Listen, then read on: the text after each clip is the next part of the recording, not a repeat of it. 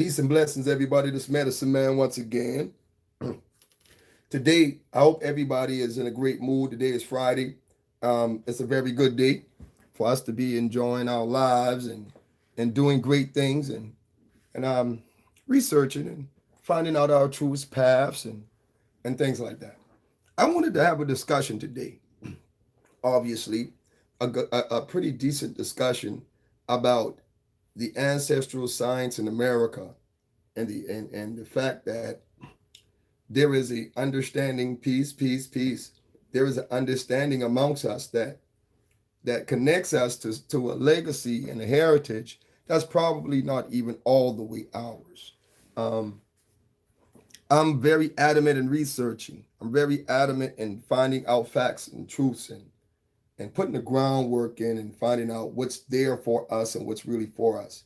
One of the questions that I've been asked amongst people that come for ancestral readings is that if they're a descendant of indigenous people here in America, then why, for what reason, that when you have an ancestral reading done, everyone always points you back to an ancestor in Africa? That's one of the issues that we've been really addressing as far as that swamp water roots, because the more research we do, the more that we uncover certain levels of information, certain levels of research, anthropology, and archaeology that points us at the fact that we were more indigenous than African. And this is one of the big topics that a lot of people don't want to address. So I'm going to address that topic briefly here. I actually did some research with the Department of Anthropology in South Carolina, where I'm at now, and I've done some research and dug up some interesting facts, some interesting archaeological evidence that supports that the fact that we are more indigenous, and especially with Geechee people, and I'm talking about Ogeechie people in particular, because with the Ogeechie people, what's a noted fact is that we retained our ancestral name for our tribe, Geechee. And when I was raised, and I spoke with my aunts and my moms and uncles and other older people in the community, and I asked them, like, when you were coming up, what was the identifying marker in the house? And my moms and everybody said that, we were always taught we were Geechee. In fact, the word Gullah was added onto it at a later time. And I'm gonna explain my theory in that as to why people, academia, added Gullah to the Geechee, because there is no Gullah tribe in America, none. The Gullah are descendants of the people of Angola that were imported into Charleston through the ports, and those Angolans were mixed in with the indigenous people, mostly Yamasee and the Geechees. So what I wanted to do today is talk about the Geechee origins, the origins of the Geechee. These people retained their tribal name because it was embedded in our ancestral and our cultural memories. And so even today we recognize ourselves as Geechee people. But science, but history, and mainly religion and history, religion is a powerful institution, and history taught us that Ogeechee people came from Africa on slave ships. When the truth is, when the first colonialists landed in South Carolina, they were faced with Geechee people. The first encounters were Geechee people that were from the Geechee tribe. Some scholars say that the Geechee is a derivative of the Ogeechee people. Okay, and even if we go with that, it would basically mean that the Ogeechee people are indigenous people here, and that the word change, the terminology change, came into Geechee. Okay, if we can go with that, let's go for that for a second. Let's look at the Ogeechee River. Let's look at the Okanee, Swansea, all of the different Kusawasi, all of the different places in South Carolina, North Carolina, Georgia, and Florida that has retained their indigenous name. Most of these names are Muscogee, and they retained their indigenous names because the people that lived along the rivers the tribal civilizations that lived along the rivers refused to change the names because this river, this Ogeechie River, was sacred to the people that lived along the river. So, as attempts were made historically to rename the river and rename the province, the people that lived there were dominant. They were the dominant population, the dominant majority. And if they chose not to change or acknowledge a name change in that river because that river was sacred to them, they didn't change it. So, as a consequence in American history, what happened was American historians and colonialists, they had to accept the name of the Ogeechie River. The intricate part about that is that the Ogeechie River is connected to a people. In African and indigenous civilizations and societies globally, it is a very common practice, that sacred places were named after the tribes that held those places sacred. So if the Ogeechie people held this river, Ogeechie River, sacred, it's a river that is connected to them ancestrally. They never changed the name. Now, when we do research, and I got my computer open, and I'm looking at the research of some of the pottery deposits that were found. They found pottery, they found artifacts, they found carved bones with symbols on them. All of these artifacts were dated, carbon dated, and it takes us back at least 20,000 years. So with 20,000 years of evolving history in South Carolina, North Carolina, Georgia, and Florida, with various civilizations, how could we say that we are from Africa when there is 20,000 years of ancestral history laid down right in front of us? The interesting part about that is that when we talk about 20,000 years of ancestral history in America, that runs parallel with what historians say about Africa. Okay, civilization arrived in Africa 20, 30,000 years ago. What that actually is saying is that there is a high level of probability that civilization evolved in American society, in America, what we know as America, almost simultaneously with the evolution of civilization in Africa.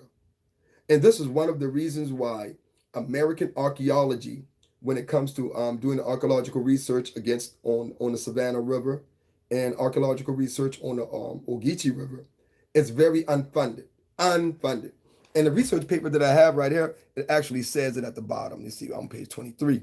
Let me go down to the very last page of this research paper, because they actually tell you that the reason why the information is scarce is because it was intentionally not excavated, intentionally not funded by the federal government. And let's look at it. It says in this research paper, I'm going to turn it right here so you can see it a little bit. And that's the research paper there I have on my computer. Hold on. All right, here's what it says. In its position at the headwaters of the Ogeechie River makes Glasscock County important, Glasscock County in Georgia. Archaeological resources of the Ogeechie River are among the most poorly documented for the state. The lack of documentation is partly to blame on a lack of federal development and hence a lack of cultural resource management activity. That's their way of saying that, okay, we've done a little research, we found something, so the federal government basically denied continuous funding to excavate the areas. Okay, the Ogeechie is one of Georgia's scenic rivers, and the most of its adjoining land is owned by timber. Let me go back. It's owned by, hold on. Excuse me. It's owned by the adjacent tribes that inhabited the area. And what they're saying here is that they found so much archaeological evidence to support that there was a thriving civilization in the Ogeechie River and the Savannah River complex, and that these thriving civilizations definitely weren't excavated and underfunded. So what these archaeologists did, they actually went there and did their own excavations. And when they did these excavations, it came out to a lot of great information and a lot of astounding artifacts that were carbon dated. Carbon dated. So when we look at the artifacts that were carbon dated, let's look at this. Let's look at it. Sorry, y'all. Make sure I still got you guys on. These right here, it's right here. It says late archaic Ogeechie. And what they're doing is showing the artifacts of the pottery that they found along the Ogeechie River and the Savannah River. Look at the markings on them. These are all markings from the sites. All of these are from the sites where they found all of the pottery, bone, carvings, and things like that. And they talk about, this is all about the carving dating information. All of this is about the carving date and how they classified the late archaic pottery from the Savannah River Valley area. This is how they classified it. Now, when we go back into the actual dissertation of the information that they're talking about, they get back into say that, I'll just scan through it. If we were to add this criterion to the existing typology, it would be classified as group 2, the group 2 I showed you guys. It implies a date range from 3800 to 3400 BC, which is important. Some archaeologists go back even further and say that it goes back to 9000 BC, because when they carbon date the pottery that they found, let's go back to the pottery. When they carbon dated these pottery that they found, these vessels, they found that, oh my God, these vessels, these pottery, they're at least 10, 15,000 years old. And at this point, it challenges the today's historical context. Because historically, we're looking at it like, oh, wow, we weren't here that long. There were no civilizations. There were just scattered tribes. But in fact, these were not scattered tribes of people here. The people that were here in Georgia, South Carolina, that descended along the Ogeechie River and the Savannah River complex were actually here for a period of 20 some odd thousand years. Now, let's look at some of the people that live in South Carolina, in North Carolina. There's a lot of people that live in South Carolina and North Carolina, that in Georgia and Florida, that their family are in possession of large quantities of land. Like for example, in my family, my great grandfather, Chicken Birch, big shout out to Chicken Birch, my great grandfather, and he actually had a chicken farm in Utahville, South Carolina. And it was over 126 acres of land that he had a chicken farm on. And we still in possession of that land today. And I did the research on the land. Utahville, South Carolina. Big shout out to Utah. Utahville, the home of the Utah Indians. And he had over 126 acres and had a chicken farm.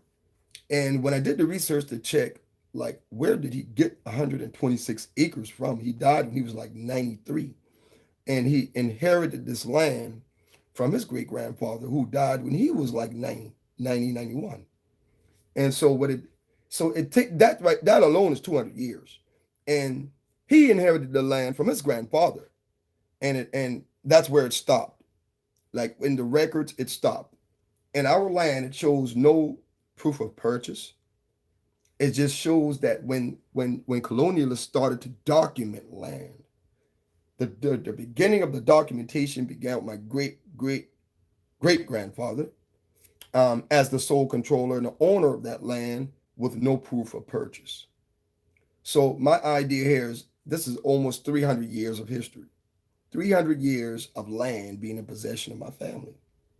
So at that point, I realized that there's no way possible that my grandfather could have been, my great grandfather could have been a slave in possession of 126 acres of land. Now, fuck that Quaker shit, giving land up. Listen, fuck that. What I'm talking about is people being in possession of ancestral land that long in their family lineage and has been passed on.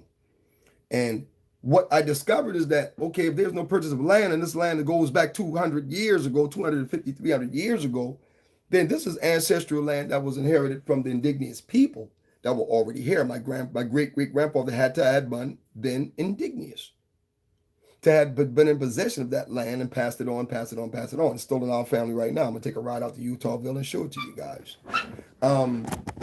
And what's important about that is the understanding that you have to ask yourself, man, do my family own a lot of land in South Carolina? Are we in possession of land? My family in possession of generational land? That's a good question. And a lot of families are in possession of generational land and don't even know it, because the first contractor that comes to them, they sell it because they understand the value of the land, but not understanding that they're selling ancestral land. So from that research, I really realized that there are many people that are under the false paradigm that they came from Africa. And because you came from Africa, you have to connect yourself with a history that's full of slavery, torture, and torment. I understand it. I understand that a lot of religious institutions will purport that, especially African religions, because they'll tell you, well, hey, you come from Africa. You come from Africa, so you connect with the African. But then what about your indigenous ancestors who's been here for 20,000 years?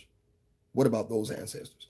So that's one of the questions that we ask when we do ancestral readings.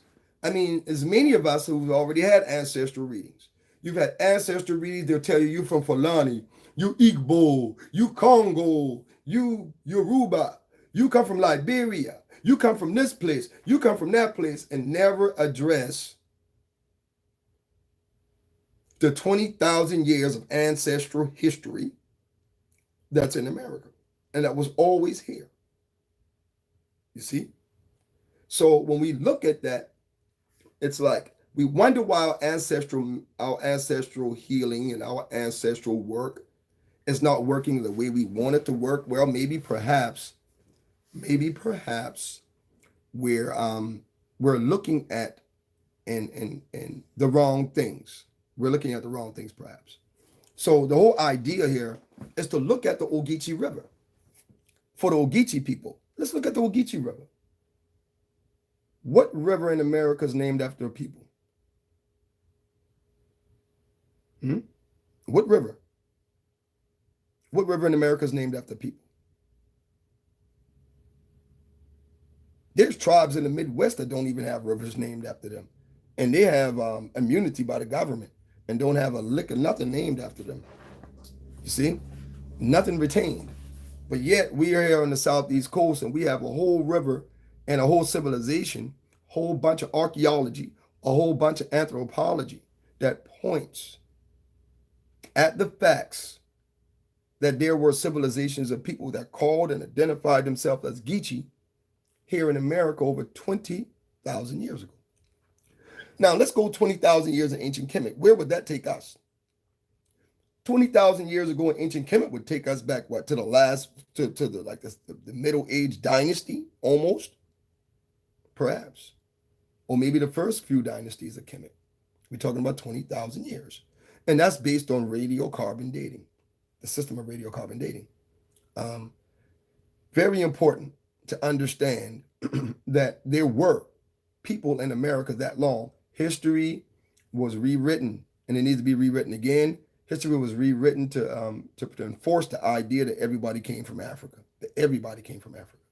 When we look at even the slave records, we would actually find that there weren't millions of people that came over here. They weren't, but there were millions of people already here. You see?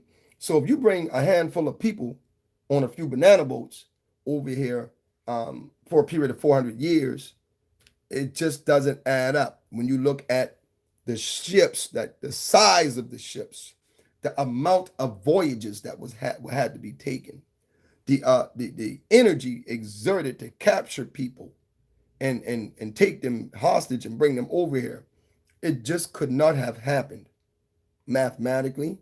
It just could not have happened on a large enough scale to say that they depopulated Africa. Stop giving people that kind of credit, because no one depopulated Africa. No one did that. what happened was there were numerous groups of Africans that participated in the institution of slavery. So many kings, many kingdoms, what they did was they supported it because that's how they financed their own countries by selling and assisting people to capture and enslave rival tribes. This was something that happened. And this is why you have rich countries like Ghana. Ghana has a lot of wealthy people because Ghana, the Ghanaian people, actually participated in slavery. And so when we look over there and we see the Ghana in Ghana, you see, the Ghana government are just out of control with their money. It's because they're benefactors of slavery. And there are many African nations that are benefactors of slavery because it was an actual institution. It was an actual form of commerce for them. And they benefited from it. Human commerce, they benefited. And so when we look at our indigenous selves in America, we have to ask ourselves, like, where did we come from? For real. Seriously. Who are we? Seriously. We have over 25, 20, 30, maybe more, 1,000 years of history here. The Ogeechie River is named after the people that named the river. You see? Geechie. Our ancestors migrated, Geechie ancestors migrated. They migrated from Savannah into the Charleston area, into the Columbia area, into these other areas, Greenville. And there were many different tribes in between the Geechies. Many different smaller groups and tribes and everybody else, but it was a whole civilization of people here. When we study the Stoner Rebellion, we would see that the colonialists made a treaty agreement with the natives that were already here. The Creek Indians already here. Utahville, Utah Indians already here. You see? So, and what history needs to do, and to be honest with you, all religion supports that. You go to church, they'll tell you, we descendants of slaves. You go to ATR, they'll tell you, oh, you come from Africa, brother. Nobody hear that other stuff. You come from Africa. And see, every institution that supports that, honestly, the people within the institution have not done their research. They don't know who they are. So having a very powerful institution that's led off of misinformation could be a hindrance in your ancestral path of understanding who or what your ancestors really are and what ancestors are closest to you. Many people would like to believe that the African ancestors are closest to them, when in fact you don't stand on the land of Africa, you stand on the land here in America. So therefore it would make the people, the ancestors, the energies, the spirits of this land more powerful than anything else, because this is where you're connected to. So when we do the historical research and we find that, okay, Ogeechie people lived on the Geechie River for over 20,000 years. And they had various civilizations along the Ogeechie River, many different types of, like when they did the pottery, when they actually radiocarboned the pottery and the artifacts that they found on the Savannah River and on the Geechie River, when they did the archaeological research, they found that there was a disparity between the cultures. Like on one side of the river, they would find particular type of artifacts that would signify that these people on this side of the river were one civilization, one community. And then they went in other parts of the river, down the river, 14 kilometers down there, and they found another distinctive culture of pottery, another distinctive culture of artifacts. And as they went along the river, because the Ogeechie River is approximately 296 miles long, so the excavation along the 296-mile stretch uncovered various different cultures, various different artifacts that would prove that there were different localities of people, different communities. When they looked at the burial aspects, when they found the mounds, the burial mounds, even in the burial aspects, it shows a disparity. It shows differences in how people were buried. Some people were buried with jewelry on.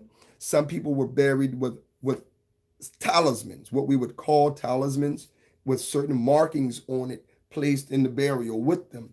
This would suggest and show us that there was different cultures doing different cultural practices and different things, yet they all are part of the Ogeechee Valley civilization complex.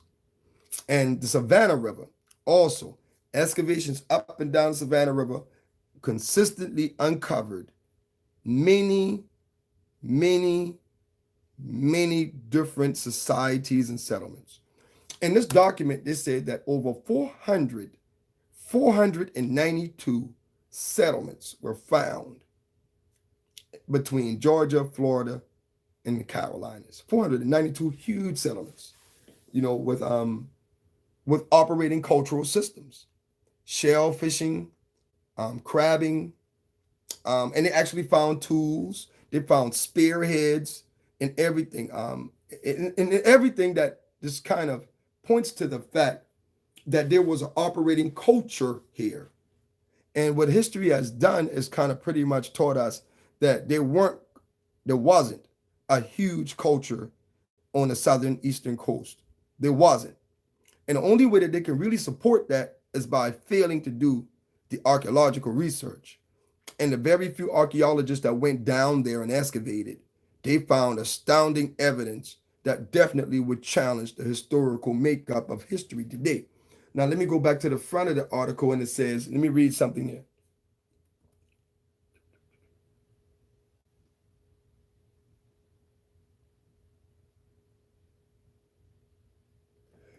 Here's what's interesting. They say while professional archaeologists lack knowledge about the Ogeechee River, looters are familiar with the material rewards found at the Ogeechee River. And this is in 1993. This is carved bone pins, meaning that they had pins made out of bone, and they would carve symbols on these pins and use these pins as tribal markers. Um, Carved bone pins from Ogeechee River sites in 1985 are said to bring as much as $1,000 in the antiquity market. Because what was going on in 1993 was that looters were going along the Savannah River and the Ogeechee River, and they were doing digging themselves. You know, the people be knowing the facts. They said, man, I'm going to dig and find me some artifacts, and I'm going to take it to a museum and sell it for $1,000, $2,000. And this has been a big problem that they've actually had along the Savannah River and the Ogeechee River. People looting and taking these things to antiquity markets. Now, it says, in digging for pins, looters, of course, destroy the contents that will help to insinuate the Ogeechee River sites in a larger time-space matrix.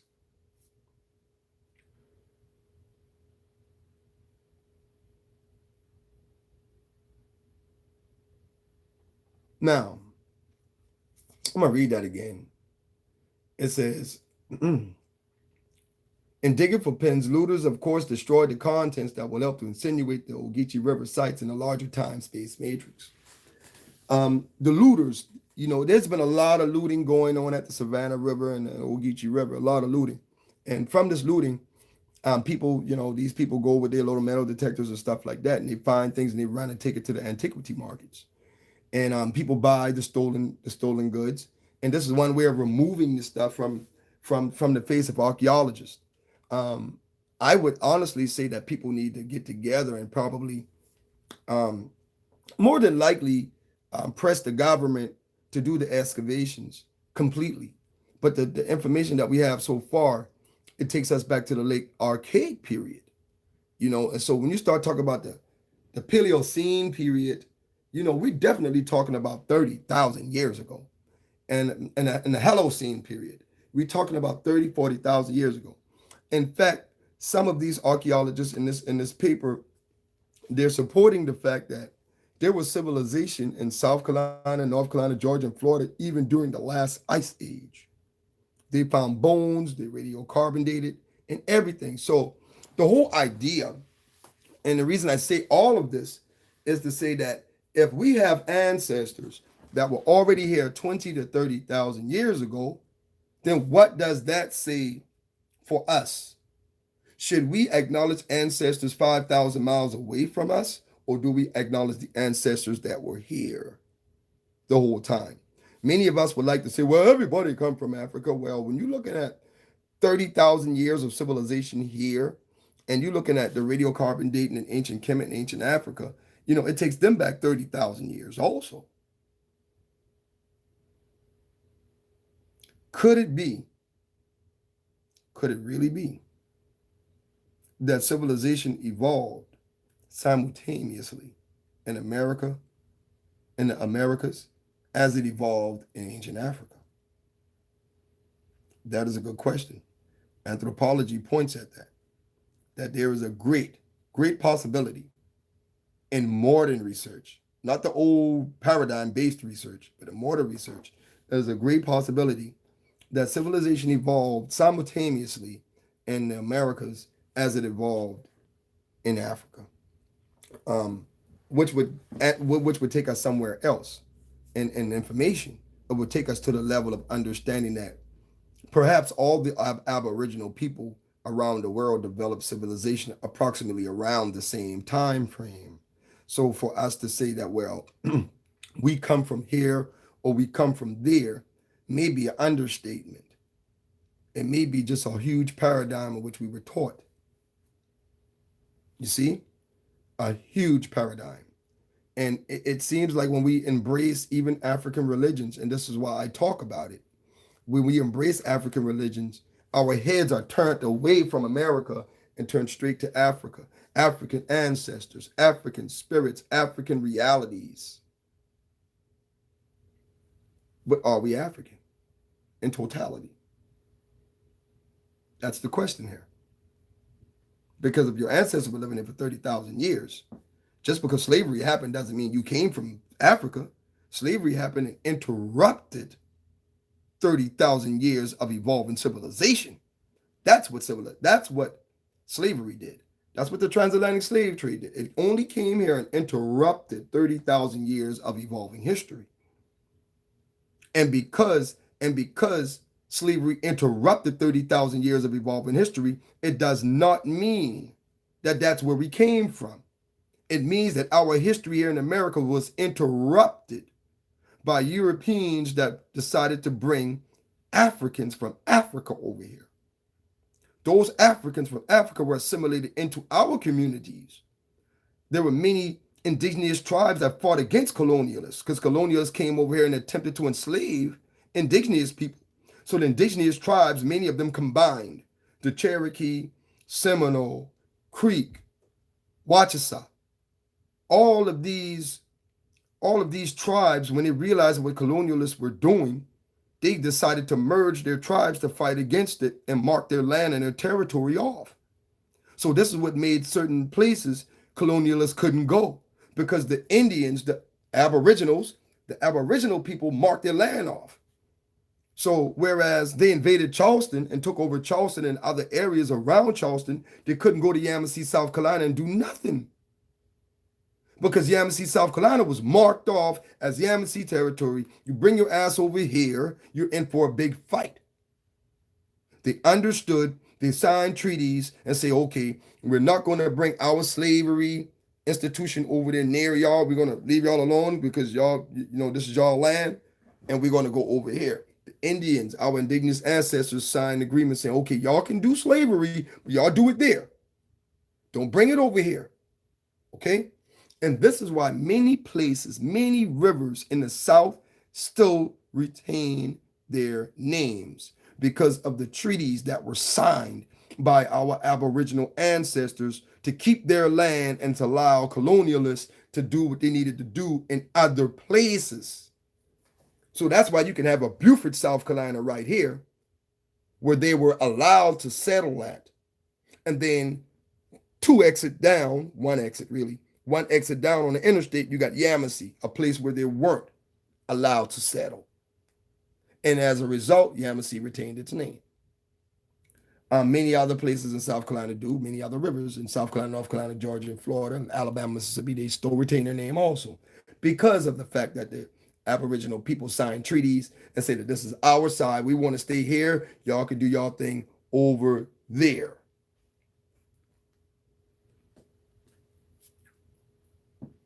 Okay.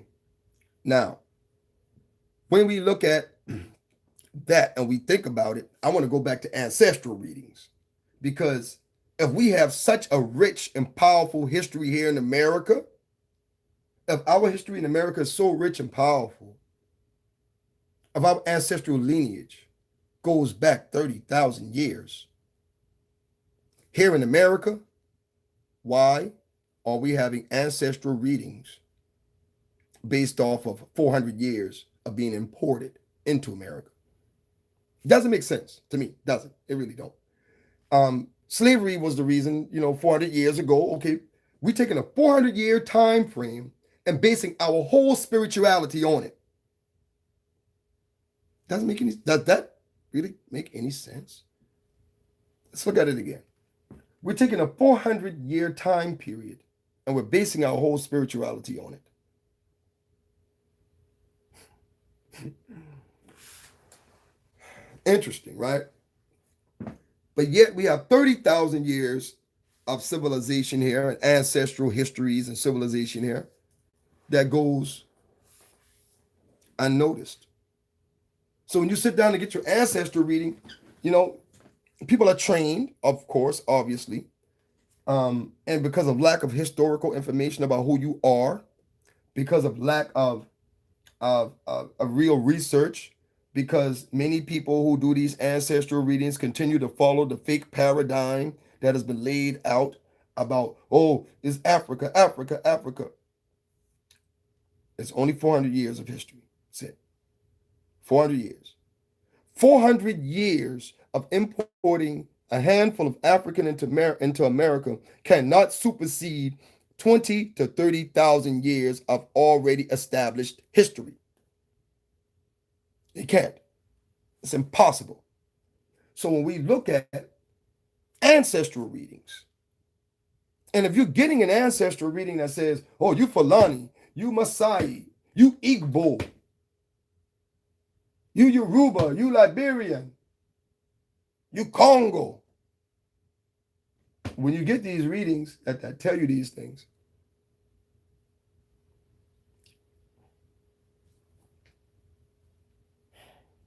it gets interesting. I would say that if you're going to get an ancestral reading, get an ancestral reading from someone that understands the indigenous, aboriginal, ancestral lineage.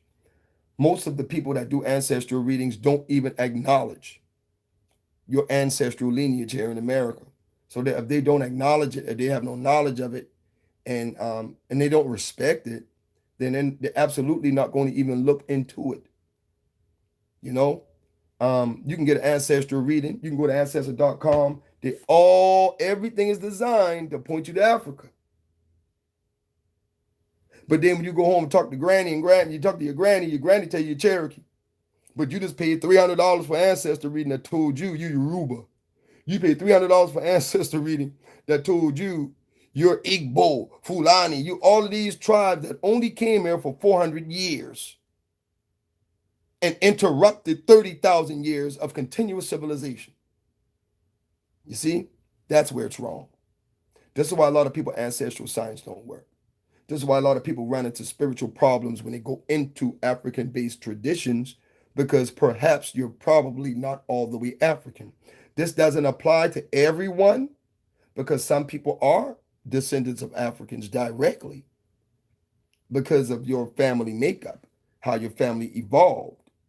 But many of us are not. Many of us are not. And we have to understand that there are different ethnic groups here in America of Black people. Some people are direct descendants of slaves, and you can tell by their mentality. And then others are indigenous Aboriginal people that understand their Aboriginal status and who they are. Now, I would suggest that, when you get an ancestral reading, make sure that the person that you're reading with understands the Aboriginal civilization and understands the evolution and the history of being Aboriginal in America, because it is I don't even know how to put this, but it's a disservice. Honestly, it's a disservice to people to actually get an ancestral reading and everything points to, are you from here? Are you from here? And just totally deny and denounce the history, the 30,000 years of ancestral legacy that's here. 30,000 years is a very long time. So why should we bypass our 30,000 years of ancestral history in America to partake and join in with 450 years of slavery? It's a good question. Let the debate start. So what I'm going to be doing, it's summertime, and I spoke with a couple of professors over at the university, and they say, man, when summer is over, when summer is over, definitely, I'm invited to come to the college, the university, and dig up some research. Brother told me when school starts, they're gonna give me a little pass to come into the library and look at some things, man, and they're going to assist me in uncovering some of this archaeological research because it's definitely buried. The research was done, but it was buried and not paid attention to, due to political reasons and things like that. So what we're going to do, we're going to go in there when school starts back, and we're going to uncover a lot of information, and I'm going to pull it out and show you guys. But one interesting thing that we do have a lot of, and that's spearheads from the spears and that our ancestors carried. And those things were radiocarboned to go back 9,000 BC. Easy. Easy. I mean, without a doubt. That guy said, man, without a doubt, it takes us back at least he said 17,000 at least. And he said that's the low number based on radiocarbon, 17,000 years. And so I'm not going to confuse my history, my identity with who I am, and where I'm from based on 400 years of slavery. I'm not me. I suggest that people do their research and understand that there is 30,000 years, 20 to 30,000 years of evolutionary history of civilizations here in America that was interrupted. Yes, it was interrupted with the institution of slavery. So identifying yourself with the interruption, probably not in your best interest. I'm not identifying myself with the interruption. I'm identifying myself with the continuous flow of the history. You see? Yes, but when you call your ancestors, don't call the ancestors through those ancestors that came through slavery are under duress in the spirit world. They're under stress and duress in the spirit world. So you want to call your ancestors that were solid, the ancestors that were already here building on the civilization and fought for a lot of things to happen, for them to retain and keep their lands and things like that. So that's very, very, very important. So I'm going to take a few questions, man, because I've been rambling for like 45 minutes. If anybody has a question, let me read some of these questions and see what we got going on here.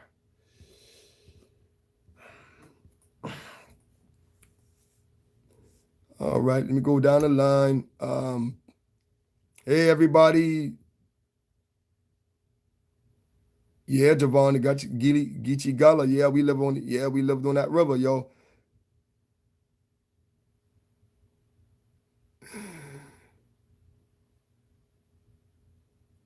Yeah, Larry. Larry Rivers, you make a good point. And you talk about Turtle Island, man. Listen, man. Turtle Island is real. It's real. And even with the whole landmass concept, and we can go to the Pangea and we can talk about how everything was connected and because of tectonic plate shifts, how the landmass kind of separated. But even with the separation, what a lot of people don't look at within the separation of the land masses, what actually took place was it took thousands and thousands of years for the 7 land masses to separate and situate themselves where they're at now. What I'm saying is throughout the time period, what basically happened is, okay, when the separation began, the first 50 to 100 years, it began as rivers in between the continents, and people traveled back and forth, back and forth, back and forth by boat because it was close. A couple of hundred more years, they still were traveling back and forth by boat, doing trade, doing commerce, and everything. 100 more years, people were still able to travel back and forth by boat. And then when it got hundreds and hundreds and hundreds and hundreds of more years, those small 30-minute trip across the river turned into a 30-day trip. You see, it turned into a 2 weeks, 30-day trip. So now the going back and forth were less. And the people that were on this side stayed. People who were on that side stayed. People who were on this continent stayed. People on that continent stayed. And every continent already had the blueprint for building civilizations. And in each continent, as they spread far away from each other, they became their own independent societies with no need to try to run back and reconnect to another part of the whole. You see? We're the only ones in America that's still screaming Africa. I'm not anti-African. I'm just stating the facts. We're the only ones in America screaming. You know, the Aboriginal people in China, you got people in China darker than me and you. The Jain people and the Ayin people. They're darker than me and you. They ain't talking about, oh man, I'm going back to Africa because I'm black. No. They're understanding that they are Aboriginal people of that land. This is their land. That is their culture. You can be black anywhere in the world, but you're not Ainu. So the Ainu black people acknowledge their ethnicity. They acknowledge their history and who they are, and they don't try to reconnect themselves with other people that don't give a shit about them. Facts. Now, this is what we need to do. Get on our thing and realize that as indigenous Aboriginal people of this land, that we absolutely have the right for self-identity. And you can't come to a complete understanding of your self-identity by trying to continuously redefine yourself through the lens and eyes of other people.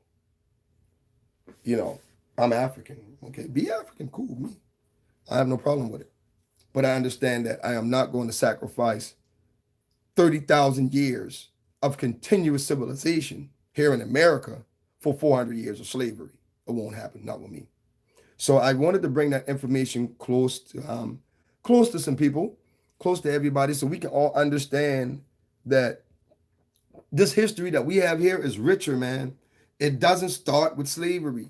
All slavery did was interrupt 30,000 years of continuous history. The proof is that and like I say, I'll show it to you.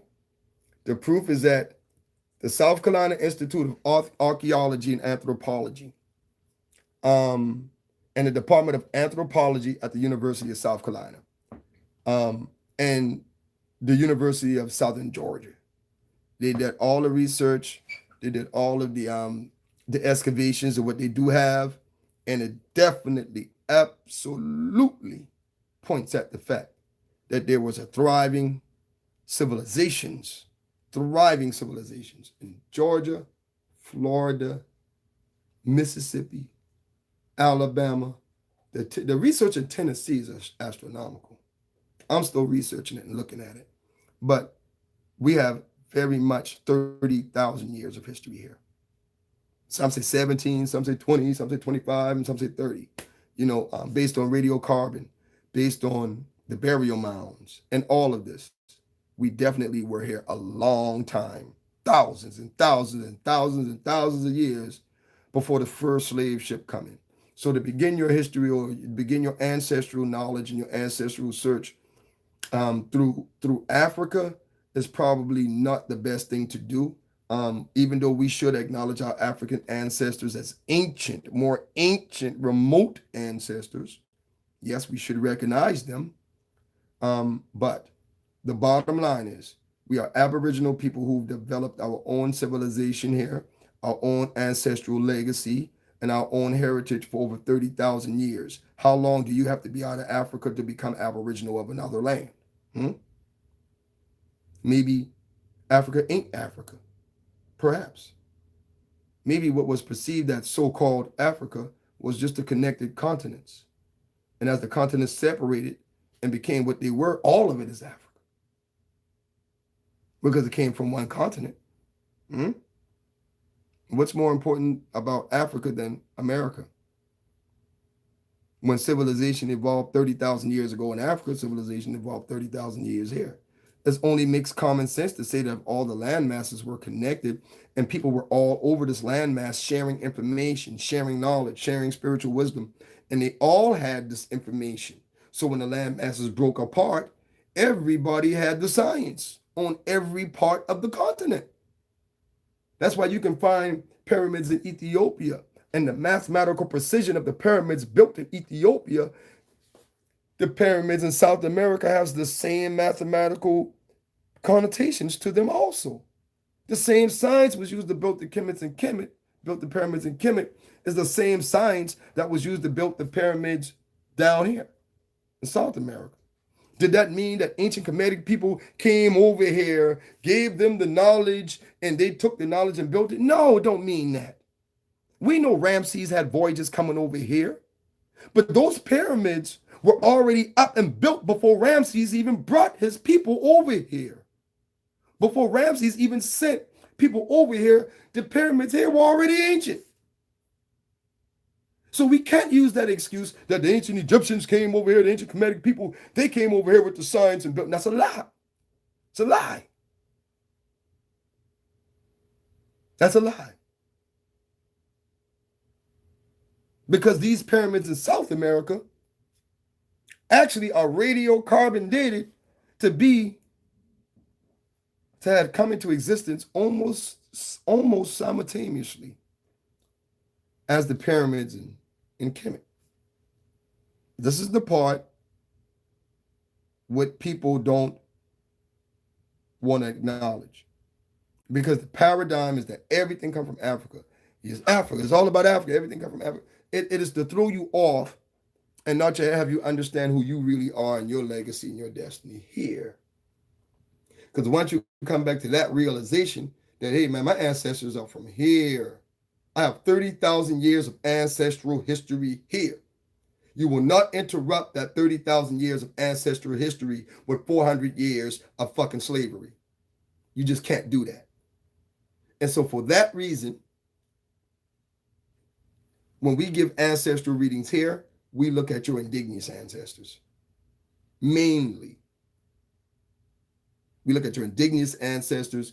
We ask questions about your familial history, where you're from, where your grandparents from, and we look at what tribal influences were present in that area. Indigenous aboriginal tribal influences. And we pull on those energies and we establish your ancestral path based on your indigenous ancestral status. Then we go back to your ancient ancestors. We go back. Then we go back. But the true reverence belongs, honestly, to the indigenous ancestors here. Because we have 30,000 years of history, ancestral history and lineage here that was only interrupted by 400 years of slavery. That's it. So that interruption is where we focus most of our points at now. We've been programmed to focus on our interrupted history. You see, we were taught that. You know, we went to school and we were only taught, and even our scholars, Lord have mercy, man. Woo-wee. When we talk about black scholars, let's talk about the old ones. And this is just respect. This is just respect. It's respect. We have many old scholars that fell into the paradigm because they did research that was based on European concepts. And the European put the concept out there that we all came from Africa, and the only reason black people in America is because of Africa. Our old scholars went and chased that theory. They wrote tons of books. You know, I read Chancellor Williams' Destruction of Black Civilization. And in his book, you know, and RIP to Chancellor Williams, man, the brother did a lot of great things. But in his book, he purported that 25 to 30 million Africans were taken out of Africa. Do you know how many people actually believed that? His book became popular. He was a historian. He was teaching it. and other historians kind of joined in on the process, and they all went out purporting it was like 30, 40,000, 50 million people came from Africa. 30, 40, 50 million people. That information became institutionalized in our communities. That information became institutionalized in our schools. It became institutionalized in our families. It became institutionalized in our whole mind and our psyche. And for many, many, many years, centuries, we continued to believe the paradigm, not only because we were taught that by Europeans, but also because we were taught that by Black scholars. And that's what made it even more believable for us, because we wanted something to believe in. We wanted something to make us feel better as a people, to heal us as a people about understanding who we are and where we came from. And many, many, many of our Black scholars actually gave us wrong information. They concentrated on the interruption, and they concentrated on saying, this is how we got here. We got here because of the interruption of American history over 30,000 years. It's wrong. It's just flat out wrong. You know, and it's not no disrespect to any Black scholar, because you still got Black scholars out here today that's still pushing it. Very popular Black scholars, very popular. Right here on Facebook, right here on YouTube. They're giving you all the information about Black history, but you inbox them, ask them, brother, have you ever done any history on indigenous and Aboriginal people in America? Oh no, brother, Africa. Brother, Africa, brother, Africa. That's how they act. I done got fucking blocked by a very prominent African scholar on I won't call his name, out of respect, but because we had a conversation about it, and I asked about, I said, man, you're very affluent with African history, and I see that you've traveled to Africa 17 times last year. 17 times. So I asked the brother, I was like, yo, man, have you ever traveled to the Pyramid Mound of Georgia? Oh no, I don't. It's Africa. And it's like, whoa, like not only are you kind of purporting misinformation, you're very foundated in that. It's like, it ain't no change in me to, you think I'm gonna stop researching Africa, and I've been doing this for 60 years. I'm not gonna stop researching Africa just because some dumb Negro say they come from America. Brainwashed. And there are very highly intelligent people in the academia society, in the academia community, Black scholars who are brainwashed and still following the old paradigm that needs to be rewritten. They're still following it. They're still going with the out of Africa theory. That shit is old. It's washed up. It's over. It is over. You see? Because there is archaeological evidence that people wouldn't even look at. You show the brother the evidence. You show them the evidence. That's what they're going to do. Here the evidence, brother. I don't want to see that. Africa. Like, cut it out. We need more scholars on board to do the necessary research that's important to discover and bring forth the facts that 30,000 years of history was only interrupted by 400 years of slavery. That's it. It was interrupted. And in the interruption, everybody fell for the paradigm okie doke. Everybody fell for it, even Black scholars. Many Black scholars fell for it. We looked through all of our history books by all of the old scholars, not going to call none of their names. We looked at all of everything, Africa. Man, it took 50,000. I read one history book by a prominent Black scholar. Everybody respect him. He said 100 million Black people were taken out of Africa. Wow. 100 million? Dude, they must be had slave ships the size of Manhattan. Shit. Who could do that? They must be had aircraft carriers back then in the ancient days to bring all them people over here in 400 years. You can't do it. It took 30 days for one voyage. That means they had to have like 100 ships, 100 aircraft carriers going out every week. And that's impossible. It's not mathematically correct. You study the math of it, the math of it shows that you can only take a certain amount of people in 30-day time, back and forth. You count the amounts of, we can give them 500 ships, and you still couldn't come close to to fucking 100,000 people in 400 years. Facts. Do the math. Like I said, 30,000 years of history cannot be interrupted with 400 years of slavery. 400 years. It just can't. And so, if we have 30,000 years of history, we have 30,000 years of ancestral lineages here. 30,000 years of ancestral lineages here in America is more important than 400 years of slavery.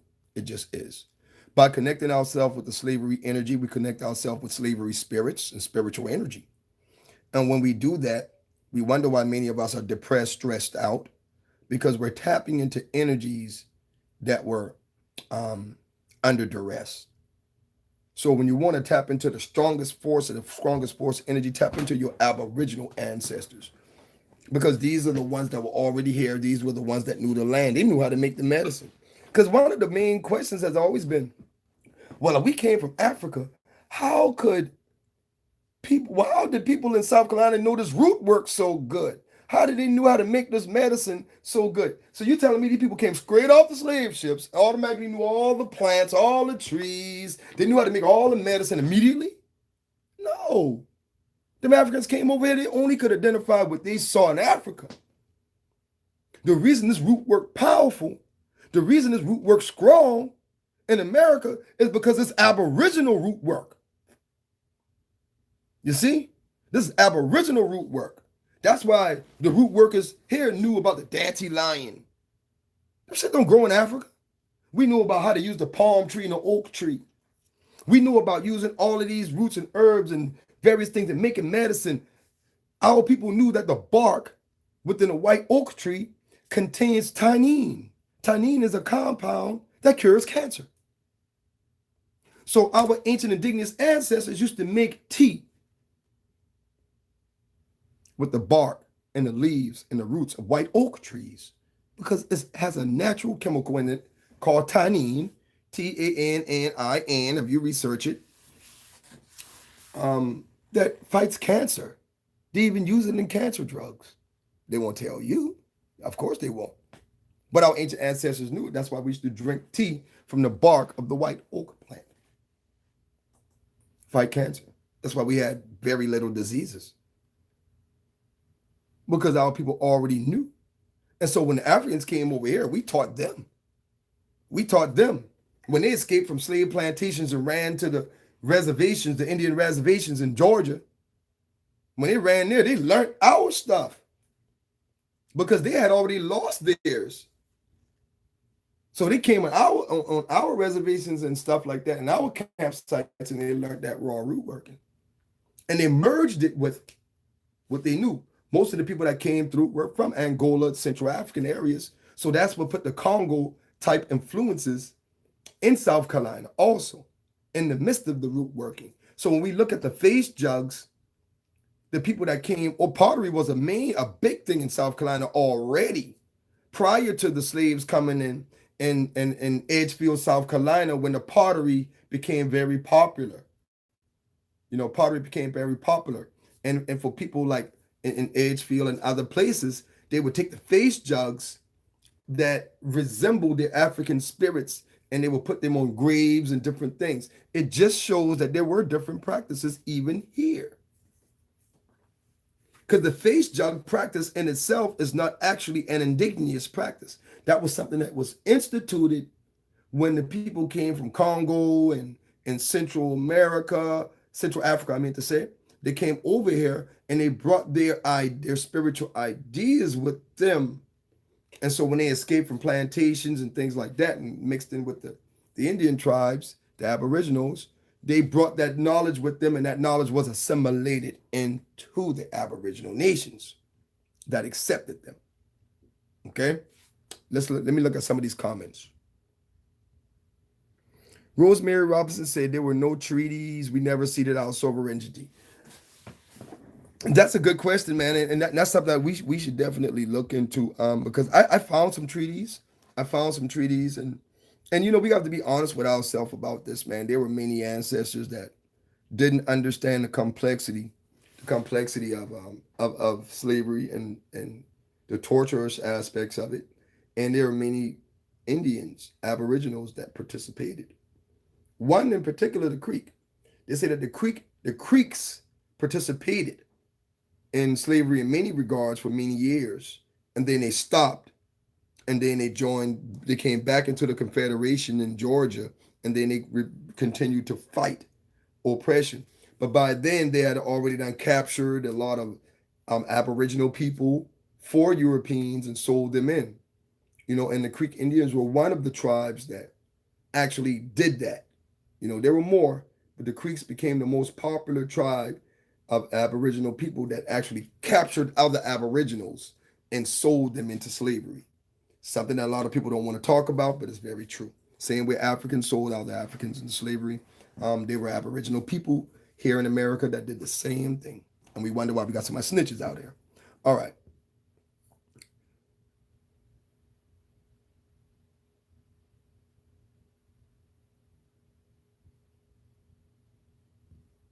All right.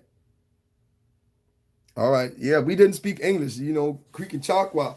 You know what I mean? All of those languages fall under the Muskegee language family. It's interesting. It's very interesting. And it's worthy of a lot of research. But I just came here today mainly, man, to just kick it with you guys and let you know that there is research out there, a whole lot of it. And there's a whole lot of information. And just about the ancestral readings I was concerned about. Because I see so many when I pull ancestral readings and I do ancestral readings, I generally try to conjure and talk to someone in your family through my mediumistic readings. And I want to talk to people in your families and find out where you come from. I don't necessarily just start diving and pointing at Africa. I find different things out. And there's some people that came directly, have more African bloods in them because their whole family line came from African slaves. And then there are others who have African slaves in their lineage, but the majority of their lineage is Aboriginal. And there are many of us in the South, the 99% of our lineage is Aboriginal. Just because great granny married an African slave dude doesn't make you a descendant of slaves, because the rest of your family is Aboriginal. You have to go with the majority. Okay? Let me look at some of these questions, man, because I got questions and comments pouring in. What about the tribe in South America? Any knowledge of that? The South American tribes is a whole realm of research in its own right. It really is.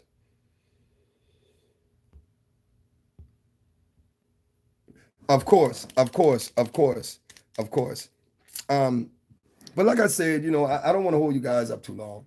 I just really wanted to bring that information out. The 30,000 years of Aboriginal history here was only interrupted with 400 years of slavery.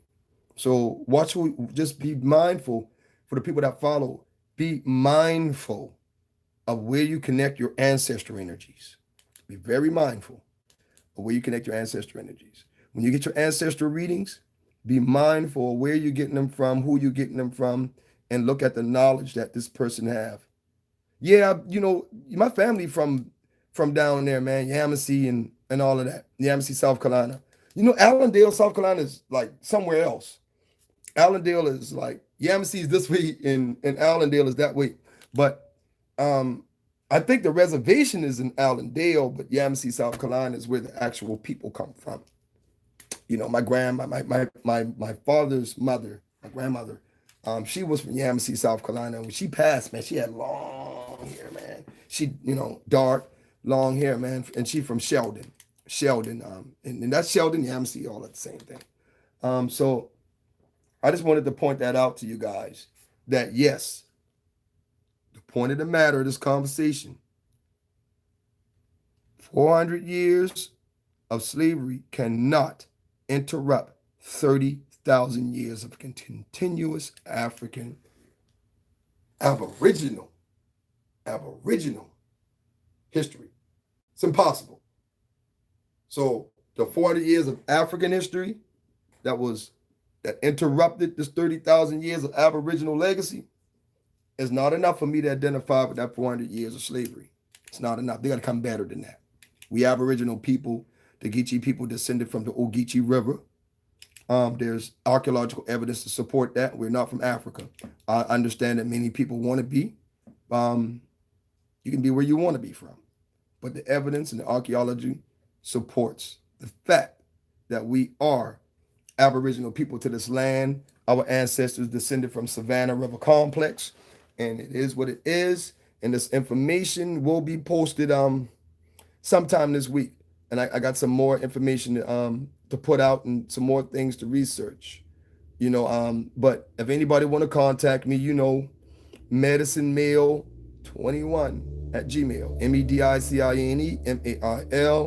21@gmail.com.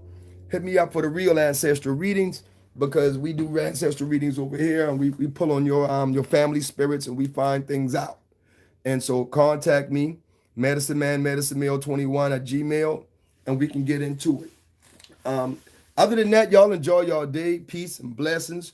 I'm actually putting together the finishing touches on the new book, Rootcraft, and the new book, Rootcraft, will be out next month. So it's going to be very interesting, because we're going to talk about Aboriginal spiritual science in this book. This book it's a how-to book on how to work your Aboriginal science, how to work your Aboriginal root working, and we're going to take it to another level and definitely get an understanding out here, because I think that for many of you guys, you're born into this lineage. You're born into the lineage of understanding. Yeah, Austin, you're born into the lineage of working with them totem spirits.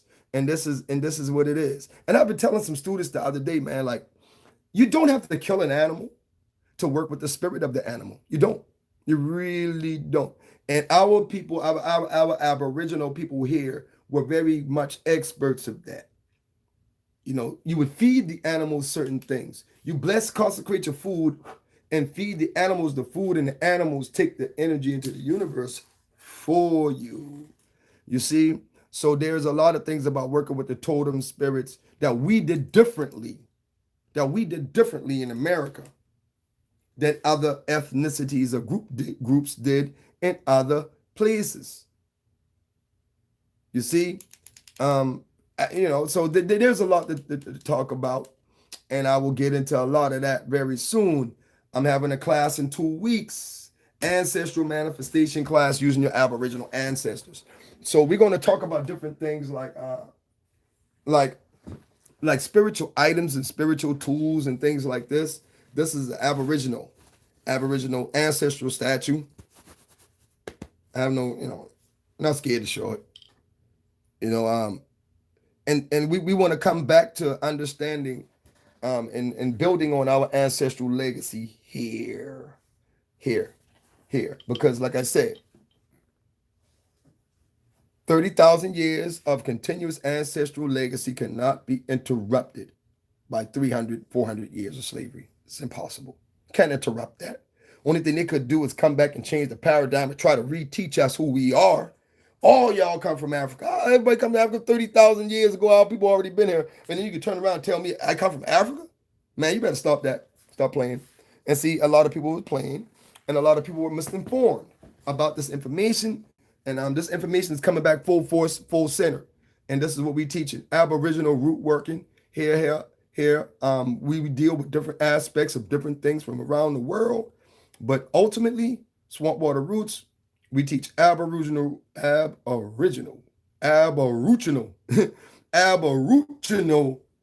root working. Peace. Y'all have a good day, man. I'm enjoying my smoothie. And trust me, man, the smoothie got me whoo-wee. Let me tell y'all something about things that's good for you. Anything that's good for you does not taste good.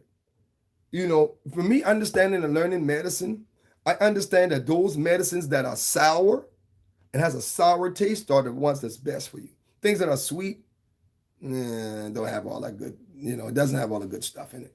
But here it is, Medicine Man. Cheers, everybody. Be Aboriginal, be great, root working 909. Peace.